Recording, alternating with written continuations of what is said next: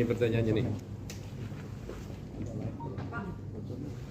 Pak, isu terkait politik sedikit Pak. Kemarin kan nama Mas Hasto sempat disebut ini seolah-olah menjadi penghalang antara Pak Prabowo dan juga Pak Jokowi. Nah, terkait dengan hal itu, apakah ada pesan juga dari Pak Jokowi ataupun juga dari Pak Prabowo terkait dengan nama Mas Hasto untuk mengingatkan lewat jalur hukum?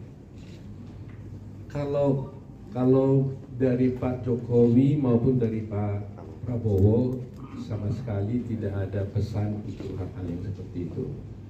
Pak Prabowo itu hanya dengan tegas menyatakan jangan sampai ada pihak-pihak tertentu yang bermimpi untuk memecah belah, mengadu domba Pak Prabowo dengan Pak Jokowi. Itu yang disampaikannya. Jadi kalau umpamanya apakah nanti ada upaya-upaya hukum dan sebagainya, saya pikir itu tidak pernah dibicarakan. Ya. Nah, kalau mengenai kasus tadi ini yang soal Pak Jokowi difitnah, saya ingin tegaskan kembali bahwa Pak Jokowi tidak pernah pesan kepada kami untuk melaporkan balik baik pihak yang telah memfitnah, mencemarkan nama baik Pak Jokowi, yaitu termasuk dalam perkara Bambang Tri yang menuduh Pak Jokowi sebagai menggunakan ijazah palsu, ya itu juga tidak ada pesan.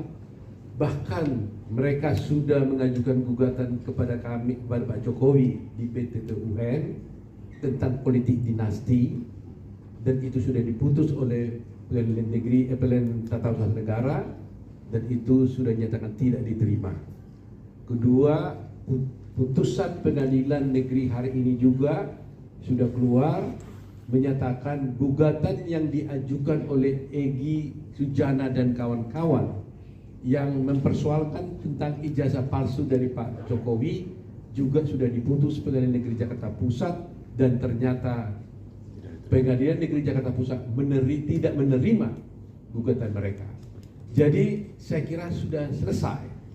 Dua hal yang utama, pertama mengenai politik dinasti sudah tidak terbukti di PT UN. Mengenai soal ijazah palsu sudah selesai, tidak terbukti di Pengadilan Negeri Jakarta Pusat.